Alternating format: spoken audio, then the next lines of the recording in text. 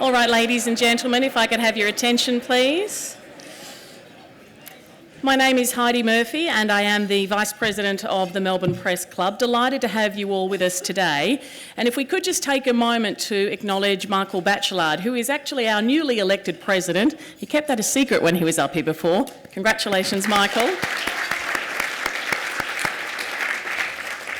I would also like to acknowledge that we meet today on the lands of the Wurundjeri people of the Kulin Nation and pay my respects on behalf of all of us to elders past and present. My job here today is twofold. I'll be moderating the Q&A with the Premier after her keynote speech. Do have some questions ready. We'll have a microphone moving around the room as usual. And I have been asked to give a special introduction, a brief introduction for our special guest, Victoria's 49th Premier and the first in nearly a decade to do us the honour of coming and addressing the Melbourne Press Club. Jacinta Allan has been in charge of the state for a little over a year now and was Deputy Premier to Daniel Andrews before that, as well as a key minister on his front bench since 2014. Actually, cast your minds back to 1999. What were you doing, do you reckon? That was the year that a young Jacinta Allan first appeared on Spring Street, and she's never looked back, moving on to bigger and bigger roles. And she added motherhood along the way as well, which is exactly the sort of full-time high-pressure role that you want to add to all of your other responsibilities. Here to expand further for us on what has been a big week of announcements around housing supply in this city and in this state, a political leader who calls herself JA on socials, has this week been saying she is a builder, not a blocker. She is the Premier of Victoria. Jacinta Allan, please make her welcome.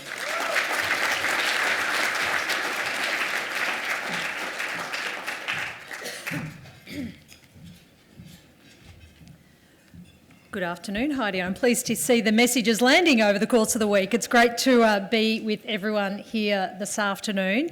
And can I start at the outset by acknowledging the traditional owners of the land on which we're gathered, the Wurundjeri people, and pay my respects to elders past and present and any who may be with us here in the room today. Michael, you did hide that from the room, so congratulations on your lofty appointment, and thank you to you and Nick and the Press Club and all your sponsors from hosting us here this afternoon.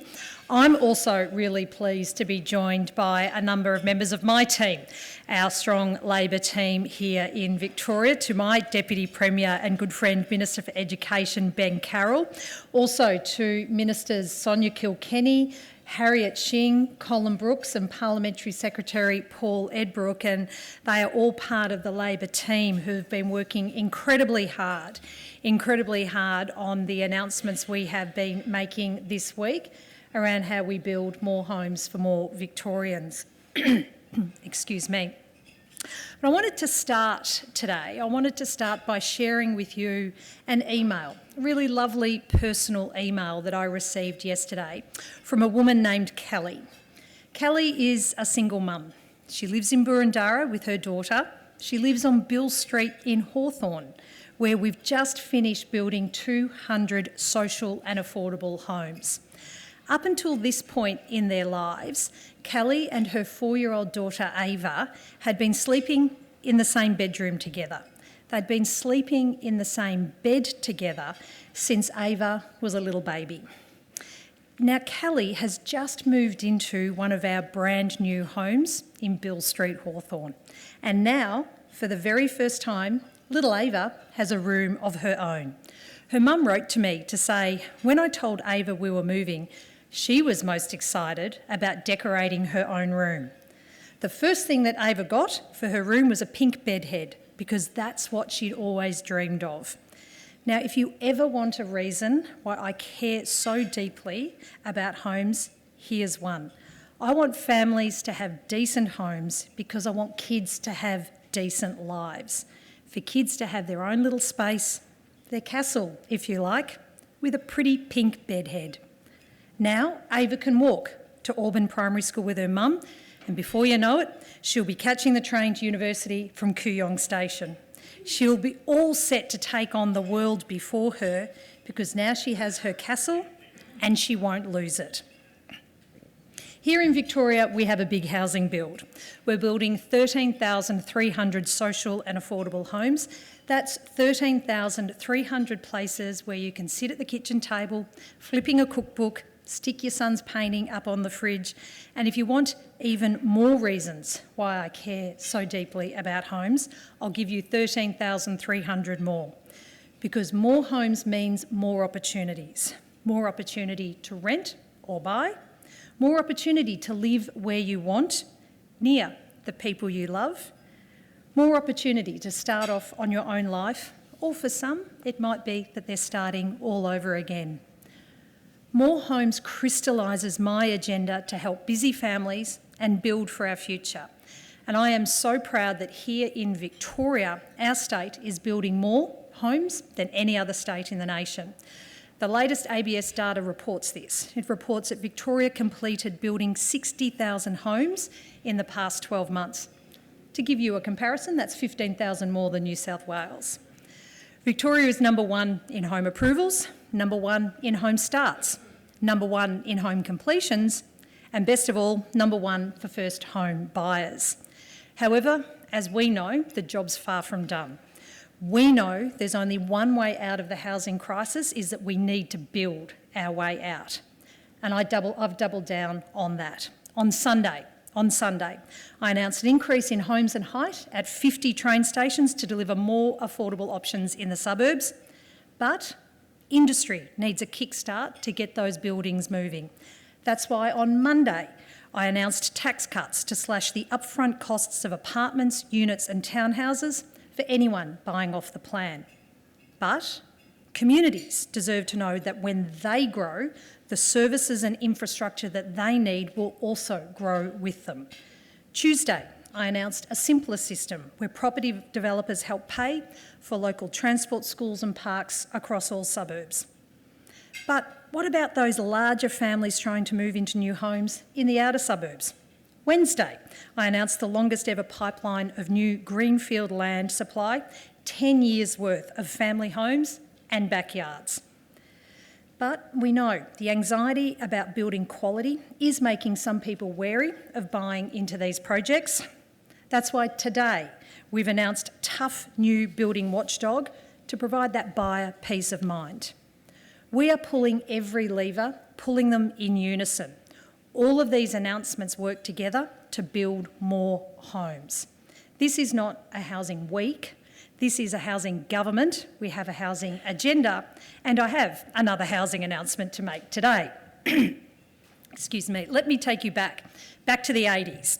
You're allowed to build two dwellings, two houses on your lot without a planning permit. There were rules around certain height and certain setback, but it was a right that was enshrined in law.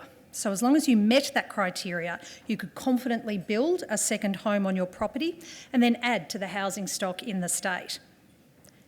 Jeff Kennett removed this right in 1993, and today it's still a nightmare to try and subdivide, and everyone has their own story about it. Even if you're building something modest, like a townhouse, something that has no impact on residential character, other than adding more faces and more friendly neighbours into your community. What's the most frustrating thing about that? Townhouses are exactly the sorts of homes we need to build.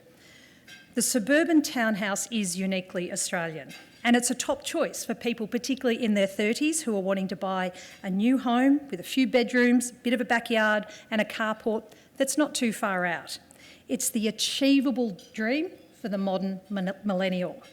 And if you're an owner too, it's a good way to make a bit of money while you're building a home for someone else.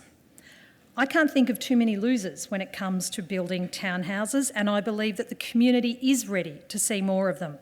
Everyone has evolved on this, but the planning rules haven't. It's still too hard in this state to subdivide your property and build a townhouse. Today, I'm announcing that we will fix it. My government will make it easier than ever to build a second home on your block. Not a granny flat, a house. And there are 3 live options available to us, and we're going to bring together the expert to tell us which is best. It's not a review, can I emphasise this point? It's not a review to tell us whether we should do something. It's to tell us how to get it done. And we need to get this one right because the old system wasn't perfect either. We do need protection for things like trees and car parks, and rules in flood and heritage overlays must still apply. And when we get the answers back in early 2025, we'll have a plan to make Victoria the townhouse capital. That gives owners on big blocks an opportunity. That also gives young Victorians an opportunity. All political parties, all governments say they believe in that opportunity, but truth is in their actions. After this week, we should be in no doubt that only Labor will back your choice to live where you want, in or out, up or down, because Labor is the party of home ownership. Labor is the party of home building, and the Liberals are the party of home blocking. And they showed that this week.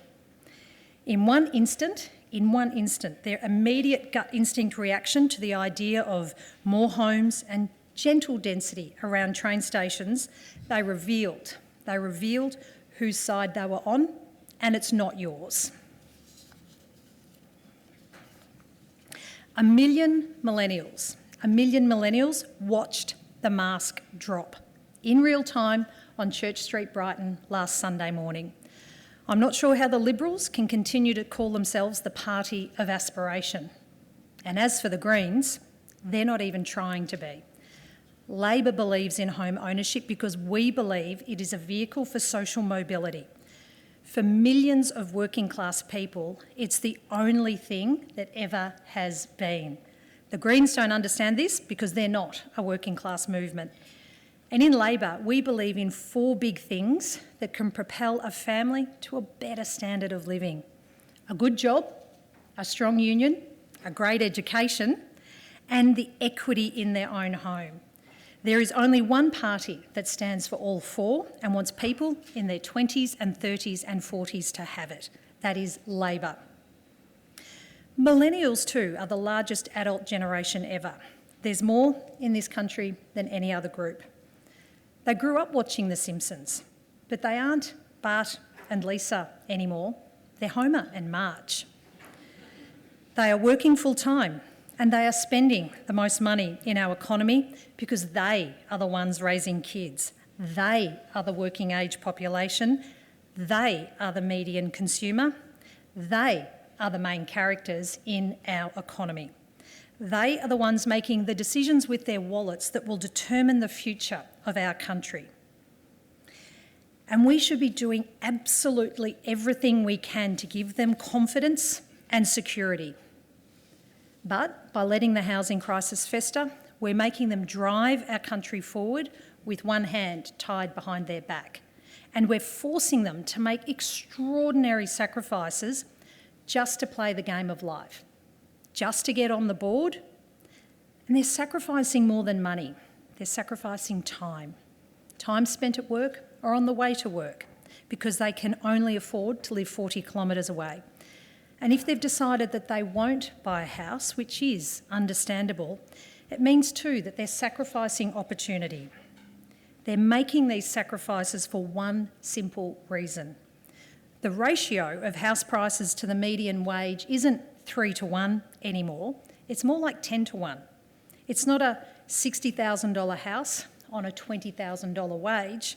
For 34-year-olds now, it's an $800,000 house on an $80,000 wage. So for a 34-year-old today, the biggest, most vital, most inescapable financial decision of your life is 4 times harder than what it was 40 years ago, and it's getting harder every year. When you bend something for too long, it breaks. And I've certainly felt something snap this year. It's turning.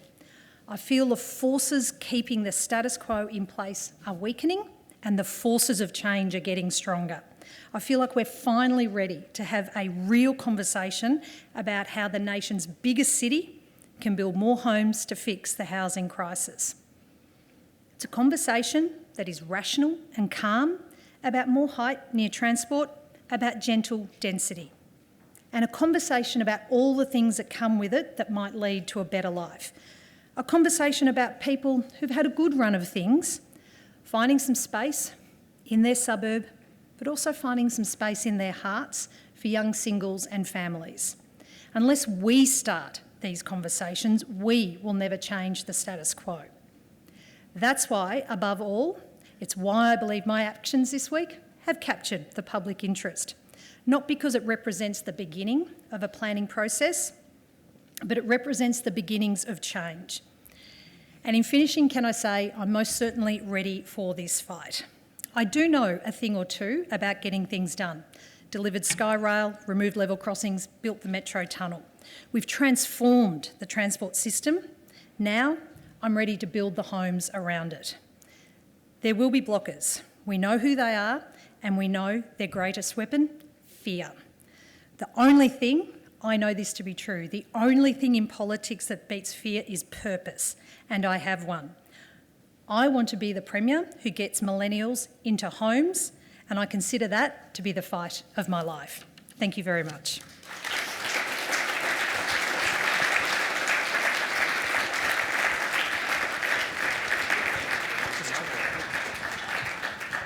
Thank you so much for that, Premier. If you could grab a seat while we just reset the stage briefly, bear with us. I hope you've got some questions in mind to ask the Premier. I get to do it all the time. I do have some questions ready to go, but I certainly want to make sure that we involve all of you.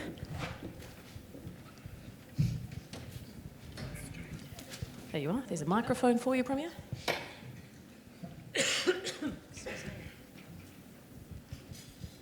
Forces of change. You sure they're not political forces of change coming for you and for Labor after all these years? Well, Heidi, as I've just outlined, my focus is on building more homes. Like, we can accept the status quo, we can listen to the voices that have said no for a really long time that has got us here, and it's an absolute privilege to be a Member of Parliament, to be a Minister, to be a Premier, and I'm determined that our focus needs to be on building more homes. Ladies and gentlemen, if you have a question, throw your hand up. We've got Maddie over here, has a microphone with her that she will be bringing around. It could be on housing, it can be on other things. I was going to ask you some actual Fourth Estate questions since we're at a press club.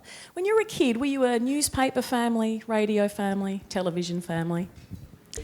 All three. And excellent answer. To the point, to the point that Heidi, I wanted to be a journalist. I grew up wanting to be a journalist, I know. Well, clearly it didn't work out. The Bendigo Addy, I applied for a job there twice. Twice, I tell you. So just having no from them put you off? Well, it also coincided with me having the opportunity to become, to be part of the political process, and I decided that given I was a little bit opinionated, I was probably best to choose a political path than a journalistic one. But no, growing up, I mentioned the 80s before, I'm very much a child of the 80s, and for those of you with longer memories, like I remember when it was the Herald and the Sun, and I remember when they combined. And indeed, I'm old enough to remember when Dad had come home with the Sunday Press. Do you remember the Sunday? That was that black ink. I must confess the newspaper purchases in my house were more for the form guide because Dad was a bit of a punter. But we were definitely a big media consumer, to the point, I should make this point to all the TV journos here, my mum watches every TV bulletin. But she has a favourite, doesn't she? Win TV. Strong answer from the member for Bendigo. I think we've got a question for you up the back here, Premier. Thank you. Thank you. Congratulations, Premier, on a fabulous speech. Chanel Pearson from the Victorian Chamber of Commerce and Industry. My question's around apprenticeships. We know that skills shortages are playing a huge role. It costs a lot to build these days. And we know that commencements for apprenticeships have hit quite a low because the federal government have lowered the incentive on those. Does the state government have any plans around bolstering the numbers of apprentices in Victoria? Yeah, thank you. And I know this is a really, has long been a really important issue for the Chamber, who've done great work with industry, and also as being an RTO itself, do great work in this space. Look, there are a number of parts to the answer on this. and one of those is supporting free TAFE, which we have introduced here and which the federal Labor government has also introduced nationally. But there's no doubt that the skill shortages that are being felt across every single industry, I think if you talk to any employer in any industry sector, skill shortages are real. And in the construction sector, it's a challenge that's being experienced nationally. So that's why, alongside some of the initiatives we have around TAFE, we're pleased to see some extra money coming in from the federal government. Ben Carroll here is Deputy Premier and Minister for Education, and one of the big changes we've made in the last couple of years, and this is always a perennial issue for employers, is how do you get people when they're a little bit younger to come and see a vocational pathway. And there's been a huge reform in the senior schooling of education to introduce the VCE vocational major, which is about seeing a vocational pathway as a great pathway equivalent to a university pathway. So you can, sometimes and too often, a bright kid is turned away from a vocational pathway, even though it might be their passion, because, no, you're bright, you should go to uni. Well, the brightest kids need to be following their passion and dreams and commitments, because that's when we'll get a great outcome for them and for the broader economy. And the vocational major that's been introduced, I think it's in its second year now, Ben. It's really proving to be helping bring more young people into that system that you've described as having some real challenges. Lovely. We've got another question down the front here. If you could just identify yourself. Yes, hi, I'm Kath Hurley. I'm retired, but I live in Brighton. And look, I was just curious because the announcement on the weekend at the Half Moon obviously promoted a response, and I guess I wondered what the thought process was. Were you keen to actually get a big response and to get the communication, get a conversation going, or was the response from James Newbury and the local community a surprise?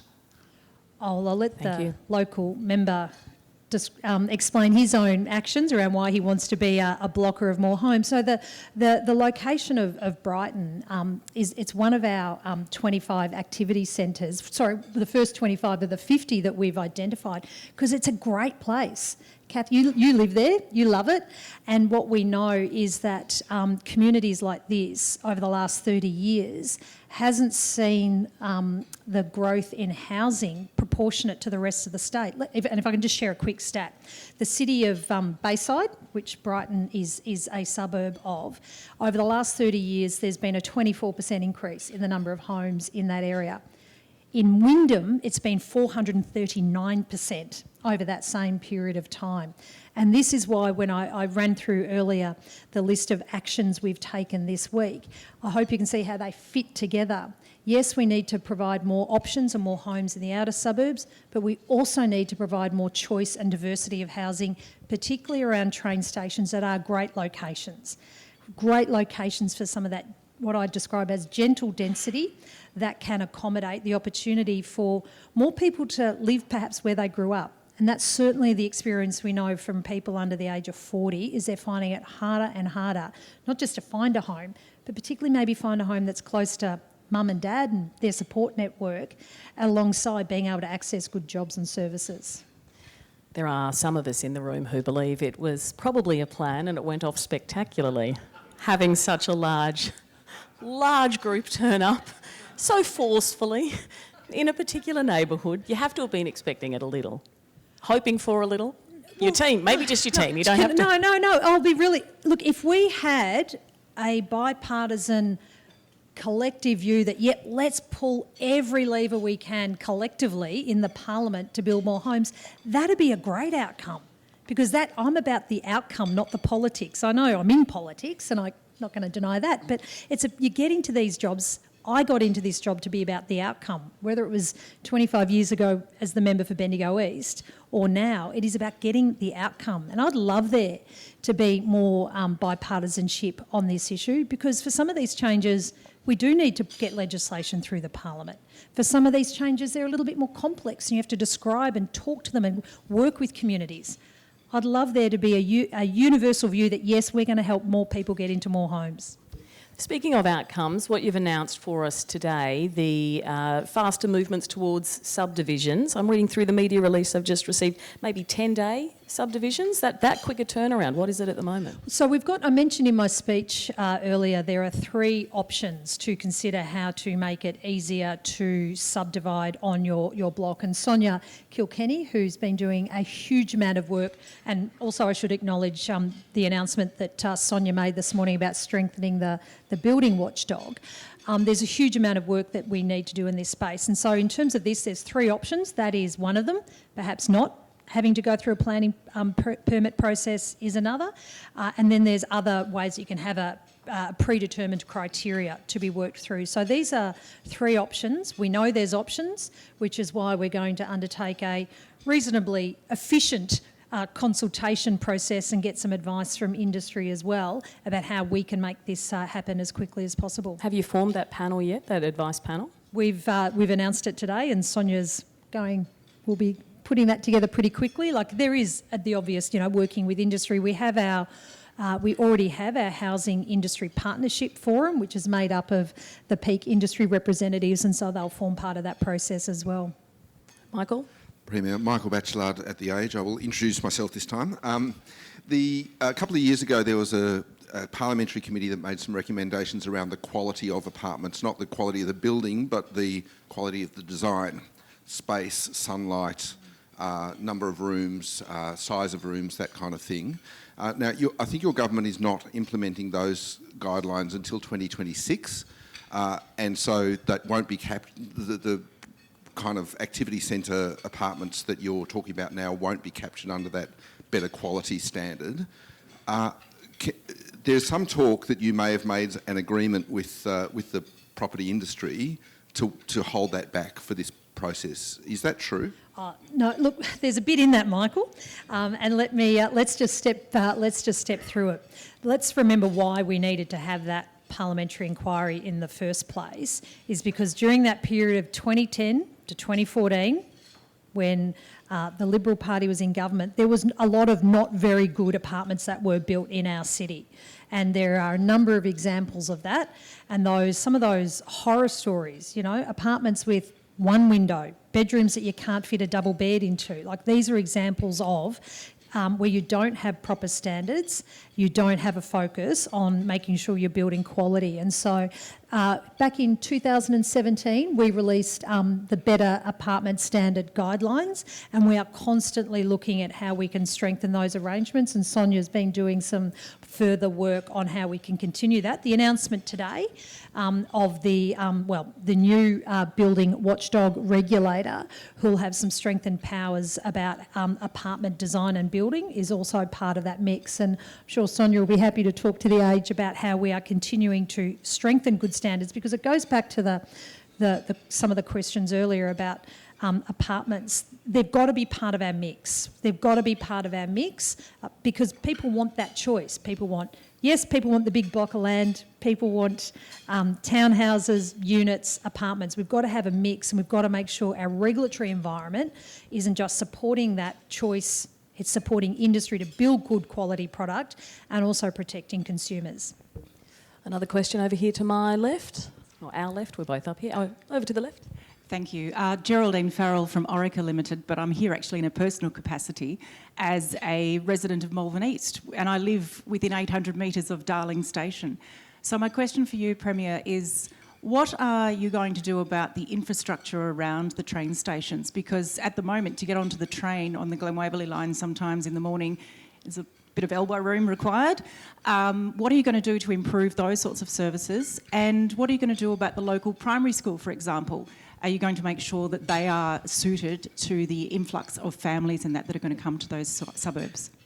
Thanks, Geraldine. And yeah, just to for the rest of the room, Geraldine's location was one of the 25 station areas that we identified last Sunday as an activity centre that we're now undertaking the consultation with local community. And across those, if I can use all 25 together, across those 25 activity centres, across those 25, we've upgraded something like 70 schools across all of those 25 25 areas. So we are already an infrastructure government, whether it's in train services, removing level crossings, upgrading schools and kinders, investing in hospitals. We are already an infrastructure government that gets us to the point where we can now think about building more homes around the suburbs. The second part of my answer, though, goes to the announcements that Sonia and I made on Tuesday, which is about making sure that the infrastructure contributions regime is a fairer one.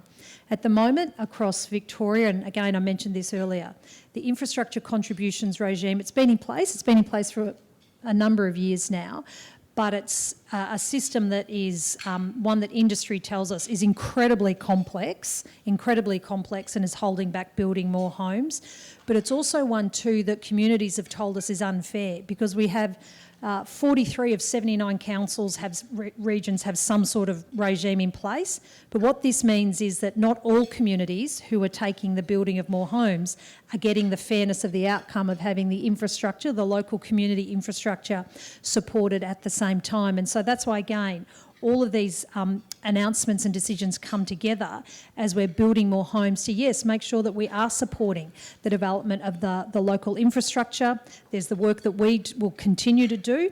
It's why we also are going through a consultation process, setting housing targets, so that as we grow the number of homes, we absolutely know we have to grow the community services and infrastructure that makes those communities great places to live. Another one down the front here, I think. Oh, Gareth Boreham. There's a blast from the past, Premier. No, we were just having a little reminisce about the press gallery back in the day. Getting old, yes. Sorry, not that long ago, just recently. Gareth Boreham, former member of the press gallery. Sorry, Gareth Boreham from SBS. Premier, thanks very much for your talk. It's a different subject matter, but the New South Wales government has today announced a crackdown on tobacco licensing, particularly in the retail area. Just wondering if you could give us a bit of an update on how Victoria is going in terms of developing a licensing scheme, given that these spate of fire bombings of outlets seems to be going on unabated, and I think there was another one overnight in Fawkner, I think, just where we're at in terms of developing our own licensing scheme. Thanks, Gareth. Yeah. Premier? And I know this is one that Heidi... I ask her all the time. And the answer, Heidi, is going to be the same. We're working before the end of the year. There'll be some legislation. You are very on message, Heidi. Oh, you answer the man's question, Premier. No, you've actually answered it for me. Anyone else got questions for Heidi? Questions on the floor? There's only 3 sitting weeks left, though. Is that right? 3. Absolutely. And you've neglected to mention Task Force Luna, Heidi. Task Force Luna's working very hard, doing great work. But in all seriousness, this is a serious topic, and we should, as you can see, we spend a lot of time together, the State Press Gallery and politicians. This is an important issue. We do recognise that we need to introduce a regulatory regime over tobacco retailers, and we're working on legislation right now to bring it into the Parliament before the end of the year. The work that VicPol are doing is huge. They made a big arrest this week that demonstrates there's a lot of work that's been going, and we also want to acknowledge the work that Australia Border Force has done, because we've got to stop it getting into the country in the first place, and that's where the work that VicPol and ABF do is really important. I think we might have time for just one more. Well, over here to the right, Premier. Thank you, Jacinta. How was your visit to India recently? Hope you enjoyed. It was excellent. Heidi was with me too. It was fabulous. The food was divine. There you go. Hope you enjoy that. Never sweated so much in my life, though, but lovely country. I'm Ravi. I'm asking questions around disability sector. I have worked in a sector over a decade now, and there is a gap on an individual with complex need when they turn 18. Much of the state funding affects that complex need participants, and the NDIS criteria of higher level funding doesn't meet the requirement of it. So I just wanted to ask, is there any work being done around housing for those complex needs? Yeah. Thank you.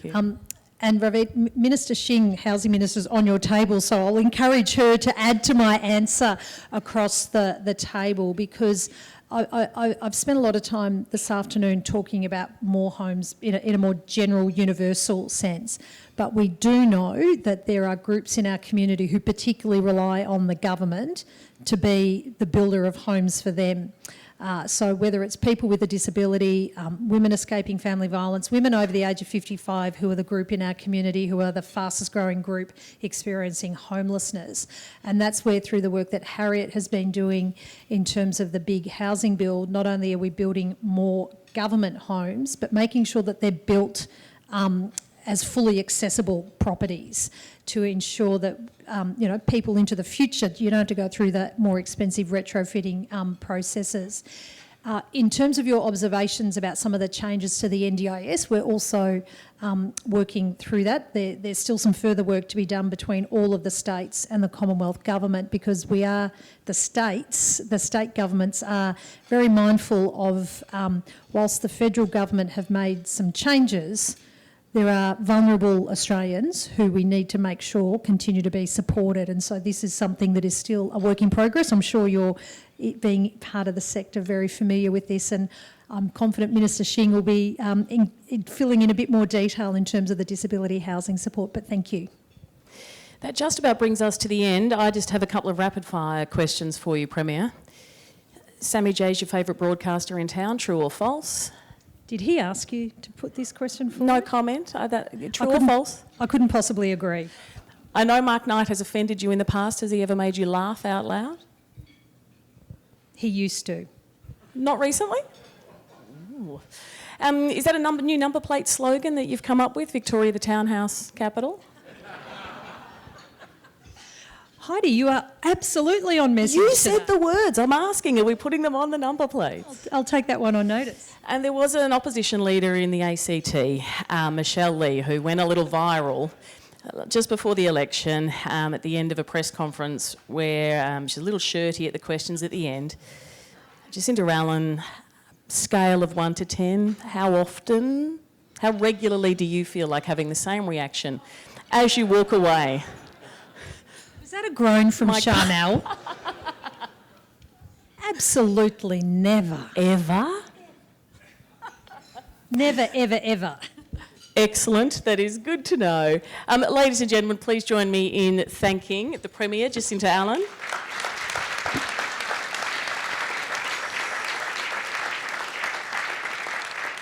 And on behalf of our CEO, Nick Richardson, and our President, Michael Batchelard, I would like to thank you all very much for attending this lunch today. That wraps up formalities. Oh, I forgot one other question. Will you come back again? Soon or in 10 years? Soon. 10 years. Probably for 10 more years. I'd be delighted to. Fantastic. That's excellent news. You heard it here first. We'll see you all at the next one. Thank you.